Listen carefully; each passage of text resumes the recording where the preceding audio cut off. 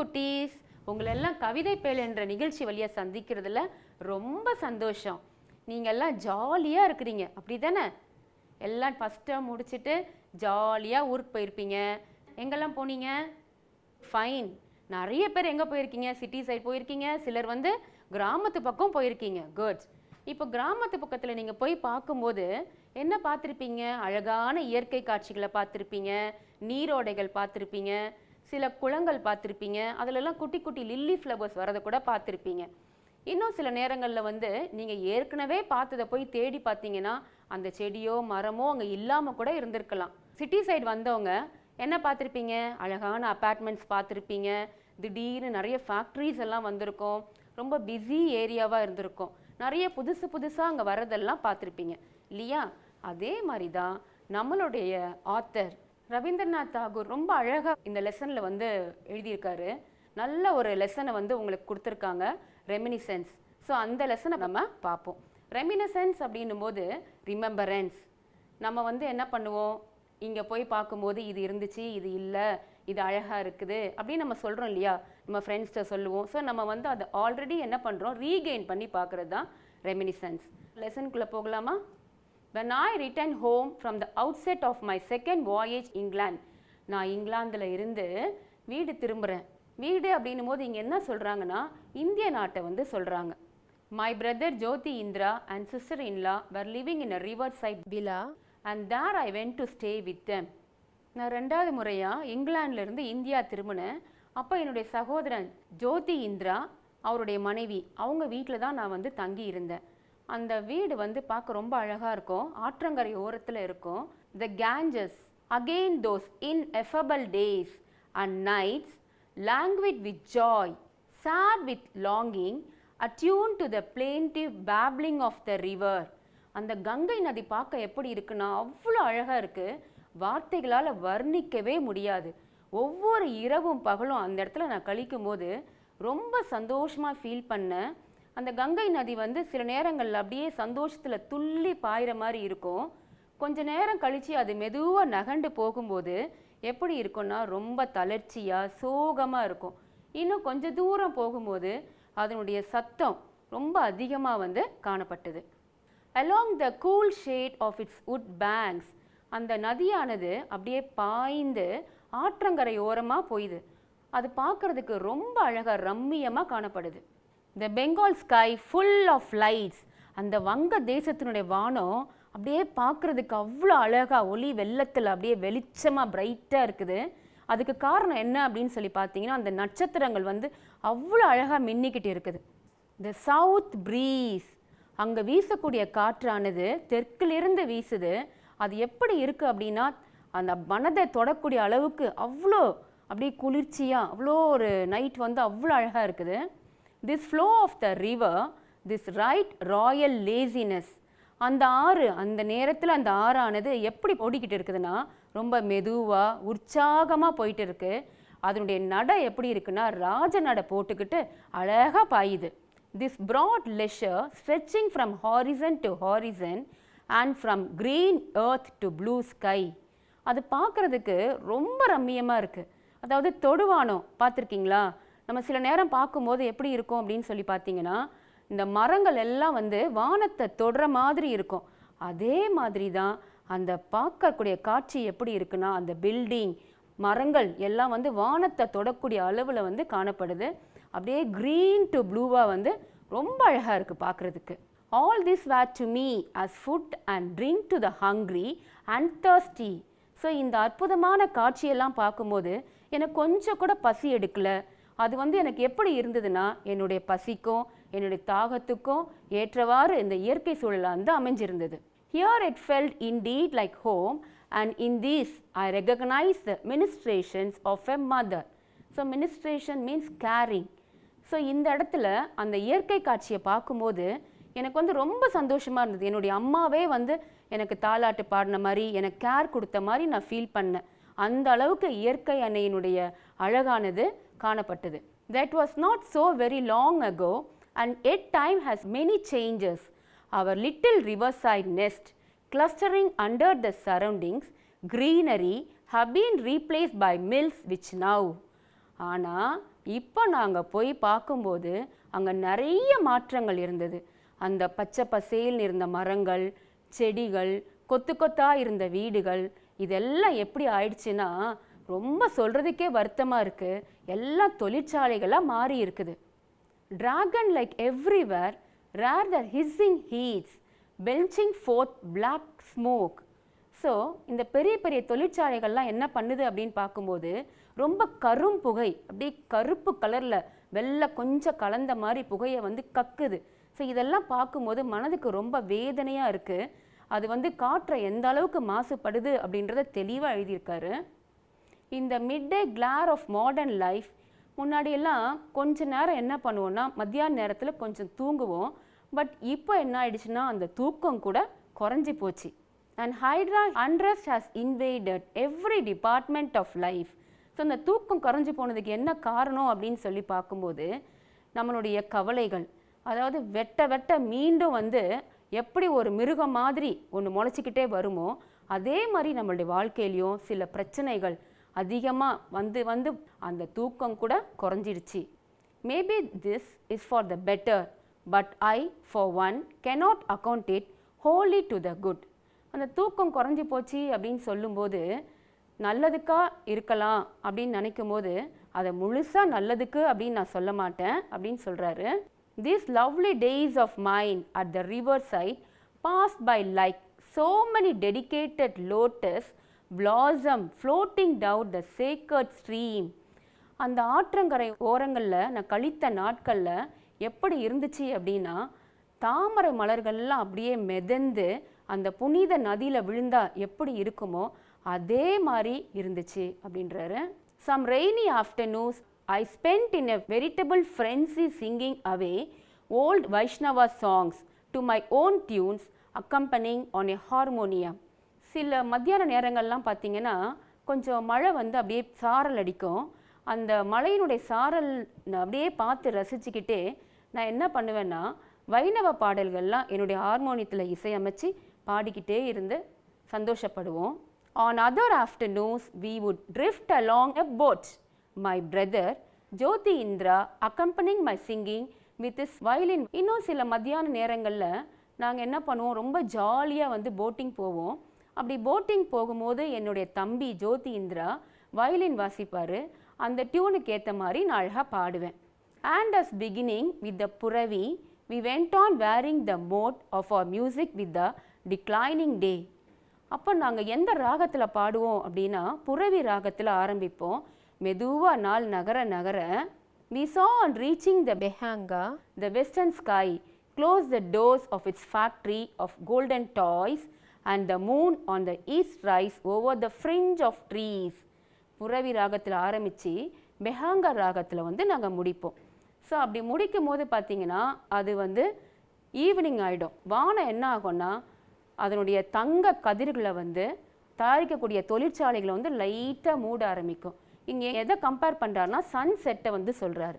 அதாவது சன் என்ன ஆகுது, கிழக்கில் உதிக்குது, மேற்கில் மறையுது. ஸோ அதை ரொம்ப அழகாக கம்பேர் பண்ணியிருக்காங்க பாருங்கள். தங்க தொழிற்சாலைக்கு கம்பேர் பண்ணியிருக்காங்க. அந்த மறையும் போது கிழக்கிலிருந்து நிலாவானது என்ன பண்ணுதுன்னா அழகாக அந்த மரங்களுக்கு நடுவில் அந்த நுனியில் இருந்து மரத்தினுடைய இலைகளில் நுனியிலிருந்து ரொம்ப அழகாக உதிக்குது. அது பார்க்குறதுக்கு அந்த காட்சியெல்லாம் அப்படியே கண்ணுக்கு முன்னாடி நிற்கிற மாதிரி ஒரு ஃபீல் ஆகுது. அவ்வளோ நல்லா எழுதியிருக்காரு. தென் we will drove back to the landing steps of the villa. So இந்த காட்சியெல்லாம் பார்த்துட்டு நாங்கள் என்ன பண்ணுவோம், அப்படியே எங்கள் வீட்டுக்கு திரும்பி போவோம். And seat ourselves on a quilt spread on the terrace facing the river. So அந்த மாடி பார்த்திங்கன்னா எப்படி இருக்கும், எங்களுடைய மாடி அந்த ஆற்றங்கரை ஓரத்தை பார்த்த மாதிரி இருக்கும். ஸோ அந்த இடத்துல நாங்கள் ஒரு மெத்தையை விரித்து, குவில்ட் அப்படின்னும் போது மெத்தை, அந்த மெத்தையை விரித்து ரொம்ப உற்சாகமாக உட்காந்து பார்த்துட்ருப்போம். But then a silver piece rested on both land and water. So அதை அப்படியே பார்த்துக்கிட்டே இருக்கும்போது என்ன ஆகும்னா திடீர்னு அந்த நிலா அப்படியே ஜொலிக்க ஆரம்பிக்கும். இது எப்படி இருக்கும் அப்படின்னீங்கன்னா சில்வர் இருக்கு இல்லையா, வெள்ளியை உருக்கி ஊற்றுனா எப்படி இருக்கும், அப்படியே அழகாக இருக்கும் இல்லையா, அந்த மாதிரி அந்த நிலாவானது ரொம்ப அழகாக ஜொலிக்குது. Hardly any boats were about. The fringe of trees on the bank was reduced to a deep shadow and the moonlight glimmered over the smooth flowing stream. So இரவு நேரம் அப்படின்றதுனால அந்த படகுகள் எல்லாம் வர்றது அங்கே ஸ்டாப் ஆகிடும். ஸோ ஆற்றங்கரை ஓரம் எப்படி இருக்கும்னு சொல்லி பார்த்தீங்கன்னா அப்படியே அமைதியாக இருக்கும், அப்படியே ரொம்ப பீஸ்ஃபுல்லாக அந்த ஜில்லுன்னு காற்று, அது வந்து பார்க்குறதுக்கு ரொம்ப அழகாக இருக்கும். அந்த நில ஒளி ஜொலிக்கிறது இதெல்லாம் பார்க்கும்போது ரொம்ப சந்தோஷமாக இருக்கும் மனதுக்கு அப்படின்றாரு. The villa we were living in was known as Moran's Garden. A flight of stone flagged steps led up from the water to a lawn. நாங்கள் வசித்து வந்த அந்த வீட்டினுடைய பேர் வந்து மோரன்ஸ் தோட்டம். அந்த வீடு வந்து எப்படி இருக்குன்னு சொல்லி பார்த்தீங்கன்னா ஆற்றங்கரையிலேருந்து வரக்கூடிய அந்த கல்லானது எங்கள் வீடை வந்து தொடும். அப்படி தொடும்போது அந்த ஆற்றினுடைய நதிக்கரையிலேருந்து வரக்கூடிய அந்த தண்ணி வந்து அப்படியே மேலே எழும்போம். அந்த சவுண்டு, அந்த தண்ணி இதெல்லாம் பார்க்க ரொம்ப நல்லாயிருக்கும். Broad veranda which form part of the house. So எங்கள் வீட்டுக்கு முன்னாடி வந்து ஒரு பெரிய வெராண்டா இருக்குது. The rooms were not regularly arranged nor all on the same level and some had to be reached by short flights of stairs. So இங்கே ரவீந்திரநாத் தாகூர் என்ன சொல்கிறாருன்னா அவருடைய வீட்டை பற்றி சொல்கிறாரு. அவருடைய வீடு வந்து எப்படி இருக்குது அப்படின்றத சொன்னார். ஆற்றங்கரையோட தொட்டு இருக்குது, அந்த படிக்கட்டு கல் வந்து அந்த கரையை தொட்டு தான் இருக்குது அப்படின்னு சொன்னார். அதே மாதிரி இங்கே ரூம்ஸ் எல்லாம் எப்படி இருக்குது அப்படின்னு பார்க்கும்போது இந்த ரூம்ஸ் எதுவுமே வந்து இங்கே கரெக்டாக ரெகுலர்லி அரேஞ்ச் ஆகலை, எல்லாம் கரெக்டாக வரிசையாக இல்லை. ஒன்று மேலே ஒன்று சின்னது பெருசு அப்படி தான் இருக்குது. சில ரூமுக்கு போகிறதுக்கு சின்ன சின்ன படிக்கட்டு வழியாக தான் போகணும் அப்படின்றதையும் சொல்கிறாரு. The big sitting room overlooking the landing step had gained glass windows with colored pictures. இங்கே வந்து அவங்களுடைய வீடை பற்றி சொல்கிறாங்க. இப்போது நம்மளுடைய வீடு எப்படி இருக்கும்? Very good. என்ன இருக்கும்? ஒரு சிட்டிங் ரூம் இருக்கும், வெராண்டா, அப்புறம் என்ன இருக்கும்? பெட்ரூம்ஸ், கிச்சன், இதெல்லாமே இருக்கும். ஸோ இந்த வெராண்டா அப்படின்னு சொல்லும்போது இங்கே வந்து யாரெல்லாம் வந்து உட்காருவாங்க, என்ன பண்ணுவீங்க? குட். எல்லாரும் வந்து உட்காந்து ஜாலியாக கதை பேசுவோம், அப்படி தானே? அதே மாதிரி தான் இங்கே என்ன பண்ணுறாங்க, ஒரு பெரிய ஹால் இருந்தது. அந்த ஹாலில் எல்லாரும் உட்காந்துருந்து அப்படியே சந்தோஷமாக பார்த்துட்டு இருக்கும்போது ரவீந்திரநாத் தாகூர் என்ன பார்க்குறாருன்னா ரொம்ப அழகாக கலர்ஃபுல்லாக இருக்கிற அந்த ஒரு கண்ணாடியை வந்து பார்க்குறாரு. One of the pictures was a swing hanging from a branch half hidden in dense foliage and shade of this bower two persons were swinging. அந்த அறையில் ஒரு ஜன்னல் இருக்குது. அந்த ஜன்னலில் பார்த்தீங்கன்னா ரொம்ப அழகழகாக வந்து கலர் பெயிண்ட் பண்ணி வச்சுருக்காங்க. நம்மளாம் நம்ம வீடுங்களில் என்ன பண்ணுவோம், நிறைய ஃபோட்டோஸ்லாம் மாற்றுவோம், அப்புறம் அழகாக நீங்கள் பெயிண்ட் பண்ணது இது எல்லாத்தையுமே வந்து வாலில் வந்து ஒட்டி வைப்போம் இல்லையா? ஸோ இங்கே என்ன பண்ணியிருக்காங்கன்னா அந்த விண்டோஸில் வந்து ரொம்ப கலர் கலராக வந்து பெயிண்ட் பண்ணியிருக்காங்க. அதெல்லாம் அப்படியே பார்க்கும்போது அவருக்கு எப்படி தோணுது அப்படின்னா அதில் ஒரு காட்சியை வந்து கொடுத்துருக்காங்க பாருங்கள். அதாவது எப்படி கொடுத்துருக்காங்கன்னா ஒரு ஸ்விங் இருக்குது. அந்த ஸ்விங் வந்து எதில் இருக்குன்னா மரத்திலே வந்து இருக்குது. அவ்வளோ தூரத்துக்கு அடர்ந்த அந்த காட்டு பகுதியில் ஒரு மரமானது இருக்குது. அந்த மரத்தினுடைய வளைவானது ஸ்விங் மாதிரி இருக்குது.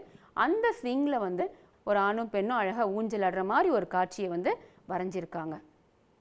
And there was another broad flight of steps leading into some castle-like place up and down which men and women in festive garb were going and coming. So இங்கே வந்து அவர் எதை சொல்லியிருக்காரு அப்படின்னு சொல்லி பார்த்தீங்கன்னா அதாவது ஃபங்க்ஷன் டைமில் வந்து நம்ம வந்து எப்படி ட்ரெஸ் பண்ணுவோம், அப்படியே ஸ்கூலுக்கு வர மாதிரி வருவீங்களா?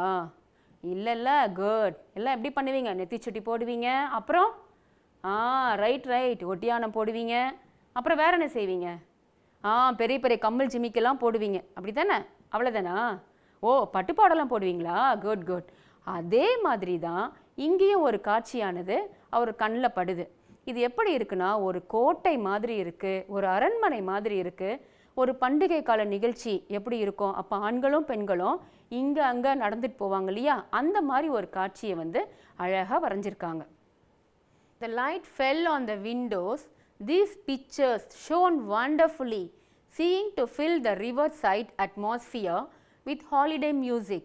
Some far away, long forgotten rivalry seemed to be expressing itself in silent words of light. The love thrills of the swinging couple making alive with their eternal story the woodlands of the river bank. இங்கே என்ன சொல்லியிருக்காரு அப்படின்னா அவர் ரொம்ப சந்தோஷமாக கழித்த நாட்களை பற்றி சொல்லியிருக்காரு. அந்த நில ஒளி வந்து ஜன்னலில் படும்போது அந்த இருக்கக்கூடிய எல்லாமே, அந்த ஆற்றங்கரையாக இருக்கட்டும், அங்கே இருக்கக்கூடிய சித்திரங்களாக இருக்கட்டும், எல்லாமே உயிர் பெற்ற மாதிரி இருந்தது. அந்த ஹாலிடே டைமில் வந்து நீங்கள் ஊட்டி கொடைக்கானல்லாம் போனீங்கன்னா எப்படி பார்ப்பீங்க? அப்படியே நிறைய மக்கள் கூட்டம் இருக்கும், அவங்க பேசுகிற அந்த சத்தம், அதுக்கப்புறம் பறவைகளினுடைய சத்தம், அந்த காற்றினுடைய ஒலி, இதெல்லாம் கேட்குறதுக்கு எப்படி இருக்கும்? அப்படியே நமக்கே வந்து ஒரு புத்துணர்வு கிடைச்ச மாதிரி இருக்கும். அதே மாதிரி தான் டாகோருக்கும் எப்படி இருந்துச்சு அப்படின்னா, அவர் வந்து எப்பவுமே ஒர்க்கு, சைலண்ட்டாக இருக்கிறது, இப்படியே வந்து அவர் அங்கே ஃபீல் பண்ணி இங்கிலாண்டில் இருக்கும்போது அந்த மாதிரி ஒரு ஃபீல் பண்ணியிருக்காரு. பட் நம்ம கண்ட்ரிக்கு வந்து இதெல்லாம் பார்க்கும்போது அவருக்கு எப்படி இருந்ததுன்னா ஒரு எக்ஸ்ட்ரா எனர்ஜி கிடைச்ச மாதிரி இருந்தது. ஸோ இதெல்லாம் அவர் பார்க்கும்போது ரொம்ப ரொம்ப சந்தோஷமாக இருந்தது. அந்த பிக்சர் பார்த்தோம் இல்லையா, அந்த பிக்சரில் நம்ம என்ன பார்த்தோம்? வெரி குட், 2 பேர் ஊஞ்சல் ஆடிட்டு இருக்க மாதிரி பார்த்தோம். யார் யாரெல்லாம் ஊஞ்சல் ஆடிட்டு இருந்தாங்க? குட், ஒரு ஆணும் ஒரு பெண்ணும். ஸோ இங்கே இந்த ஆணும் பெண்ணும் பார்த்தீங்கன்னா அப்படியே ஊஞ்சல் ஆடுற மாதிரி பார்த்தார் இல்லையா picture.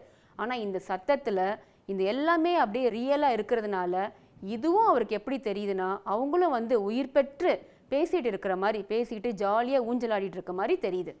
The topmost room of the house was in a round tower with windows opening to every side. So அந்த வீட்டினுடைய மேல் தளம், உங்கள் வீடெல்லாம் பார்த்துருக்கீங்களா? அதில் மேலே வந்து தளம் இருக்குது இல்லையா, மொட்டை மாடி நம்ம சொல்லுவோம். சிலருக்கு வந்து என்ன இருக்கும், அங்கே வீடு இருக்கும், இல்லைனா ஓப்பன் ஸ்பேஸாக கூட இருக்கும். ஸோ இங்கே டாகோர் வீடு எப்படி இருக்குது அப்படின்னு சொல்லி பார்த்தீங்கன்னா, அது வந்து ஒரு ரவுண்டாக இருக்குது, அதுக்கு மேலே வந்து ஒரு டவர் இருக்க மாதிரி இருக்குது, ஒரு கோபுரம் மாதிரி இருக்குது. அந்த கோபுரத்தின் அறையில் வந்து எல்லா பக்கங்கள்லையும் பார்த்தீங்கன்னா ஜன்னல் இருக்குது, பார்க்க அவ்வளோ அழகாக இருக்குது. This I used as my room for writing poetry. Nothing could be seen from thence save the tops of the surrounding trees and the open sky. So அவர் இருக்கக்கூடிய அந்த ரூமை வந்து அவ்வளோ அழகாக சொல்லியிருக்கார். ஸோ அந்த ரூம் எப்படி இருக்குன்னு சொன்னாங்க? குட், அப்படியே ரவுண்டாக இருக்கும், அப்புறம் மேலே என்ன இருக்கும்? ஒரு டவர் இருக்கும். சூப்பர். அடுத்தது அந்த டவர்லலாம் என்ன இருக்கும்? ஜன்னல் இருக்கும். Good.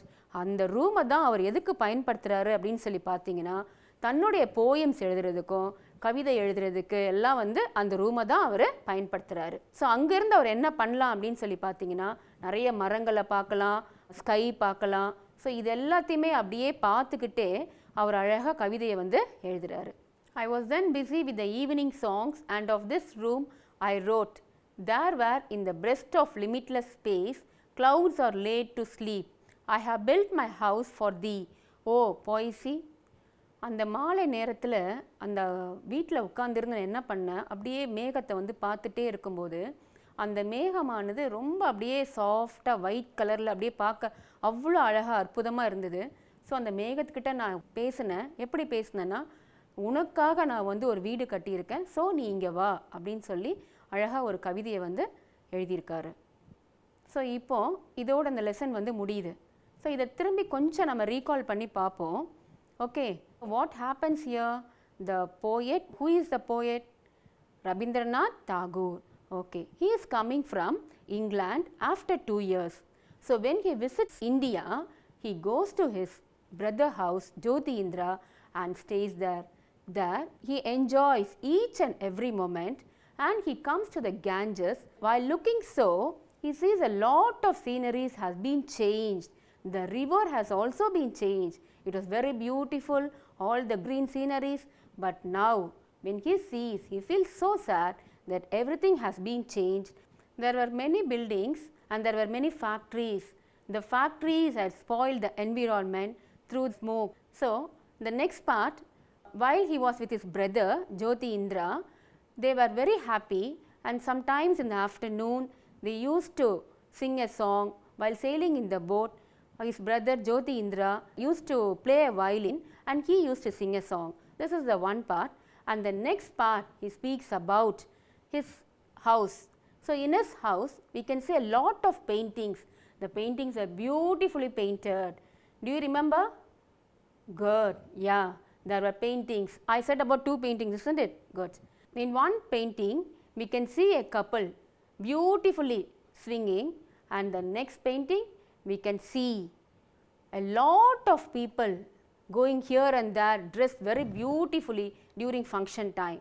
And the next part, he speaks about the clouds, and again he also speaks about the environment which has been spoiled and he feels very sad, and he also calls upon us to protect our environment.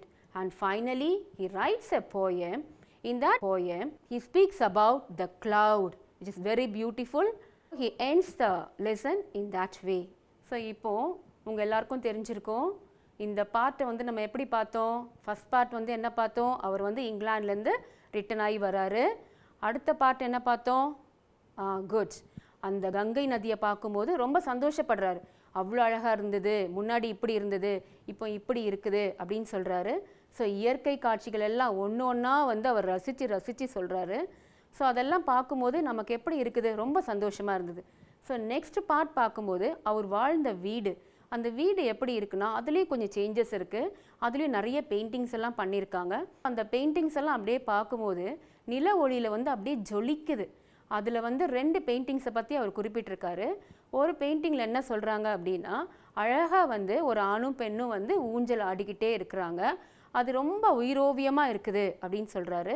இன்னொரு பக்கம் பார்த்தீங்கன்னா ஒரு அரண்மனை மாதிரி அழகாக வந்து கட்டியிருக்காங்க. அங்கே எப்படி இருக்குன்னா ஒரு ஃபெஸ்டிவல் டைமில் வந்து எவ்வளோ அழகாக வந்து ட்ரெஸ் பண்ணியிருப்பாங்க இல்லையா, அதே மாதிரி அழகாக ட்ரெஸ் பண்ணிவிட்டு இங்கே அங்கே நடந்து போயிட்டு வந்திருக்க மாதிரி ஒரு பெயிண்டிங்கை வந்து உருவாக்கியிருக்காங்க. ஸோ அடுத்தது என்ன சொல்கிறாங்க அப்படின்னு சொல்லி பார்க்கும்போது அவர் வந்து ஒரு போயம் வந்து எழுதுகிறாரு. ஃபைனலாக மேகத்திட்ட வந்து ஒரு தூது விடுறார். என்ன அப்படின்னா, நீ என் வீட்டுக்கு வந்துரு அப்படின்னு சொல்லி ரொம்ப அழகாக வந்து அந்த லெசனை முடிச்சிருக்காங்க. ஸோ இப்போ நம்ம க்ளாசரிஸ் எல்லாம் பார்க்கலாம். இன்எஃபபிள் அப்படின்னு சொல்லும்போது வர்ணிக்க இயலாத, beyond expression, too great to be expressed. இப்போ ஏதாவது ஒரு காட்சியை பார்க்கும்போது நம்ம என்ன சொல்லுவோம், எனக்கு வந்து வேர்ட்ஸே இல்லை, இதை வந்து எப்படி வர்ணிக்கவே தெரியல அப்படின்னு சொல்கிறோம் இல்லையா, அதுதான் இன்எஃபபிள். லாங்குவிட், மூவிங் ஸ்லோலி, மெதுவாக போகிறது. சில நேரம் டிராஃபிக்லலாம் பார்த்தீங்கன்னா வண்டி வந்து அப்படியே மெதுவாக நகரும், ரொம்ப ஸ்லோவாக. ஸோ லாங்குவிட், அப்போ கூட அதை பயன்படுத்தலாம். பிளேன்டிவ், சவுண்டிங் சேட், ரொம்ப சோகமாக இருக்கிறத சொல்கிறதுக்கு பிளேன்டிவ். மினிஸ்ட்ரேஷன், மினிஸ்ட்ரேஷன் அப்படின்னும் போது கேர், தொண்டு புரிதல். பெல்ச்சிங், பெல்ச்சிங் வந்து to let air come up, அதாவது நம்ம நல்லா ஃபுல்லாக சாப்பிட்டோம்னு வச்சுக்கிறோங்களா. இப்போ சண்டேஸ்லாம் நம்ம என்ன பண்ணுவோம், மம்மி நல்லா குக் பண்ணி தருவாங்க, நல்லா சாப்பிடுவோம் இல்லையா. ஸோ நல்லா சாப்பிட்டு கொஞ்சம் நேரத்தில் நமக்கு என்ன ஆகும், ஏப்பம் வரும். ஸோ அந்த ஏப்பம் தான் பெல்ச்சிங். கேர், கிளாத்ஸ், உடை இல்லைன்னா ஆடை. ஸோ அந்த கிளாத்ஸோட மீனிங் என்ன சொல்கிறோம், கேர்.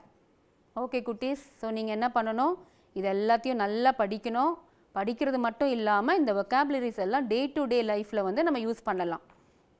ஓகே குட்டீஸ், ஸோ இந்த லெசன் எல்லாருக்கும் நல்லா புரிஞ்சிருக்கும். ஸோ நீங்கள் என்ன பண்ணணும் அப்படின்னா, இந்த லெசன் பின்னாடி இருக்க கொஸ்டின் ஆன்சர்ஸ் எல்லாத்தையும் நல்லா கவனமாக படித்து அதுக்குரிய ஆன்சர்ஸ் எல்லாத்தையும் எழுதி பாருங்கள். அப்புறம் என்ன பண்ணுங்கள், இந்த வொக்காபுலரிஸ்லாம் இருக்கு இல்லையா, அதெல்லாம் கூட கொஞ்சம் நல்லா படித்து மக்கப் பண்ணி வச்சிங்கன்னா உங்களுக்கு ஃப்யூச்சரில் நீங்கள் பேசும்போது ரொம்ப ஈஸியாக இருக்கும். அது மட்டும் இல்லாமல் எக்ஸாமுக்கு என்ன பண்ணணும், கண்டிப்பாக நிறைய மார்க் வாங்கணும்ல. ஸோ அதுக்கு நீங்கள் என்ன பண்ணணும், இப்போ சொல்லி கொடுத்தது எல்லாத்தையும் நல்லா மனசில் வச்சுக்கிட்டு அதை அப்படியே ஒன்றையும் கண்ணுக்கு முன்னாடி கொண்டு வரணும். இந்த சீன் எப்படி இருந்தது அப்படின்னு ஒன்றையும் கண்ணுக்கு கொண்டு வந்து அழகாக படித்து நல்ல மார்க் வாங்கணும். ஓகே, பாய். இந்நிகழ்ச்சியை பற்றிய தங்களின் மேலான கருத்துக்களை கீழ்கண்ட முகவரிக்கு கடிதம் மூலமாகவோ மின்னஞ்சல் மூலமாகவோ குறுஞ்செய்தி மூலமாகவோ தெரியப்படுத்தலாம்.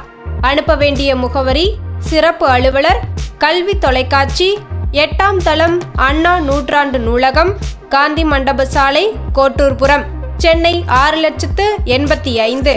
தொலைபேசி எண் 7824015000.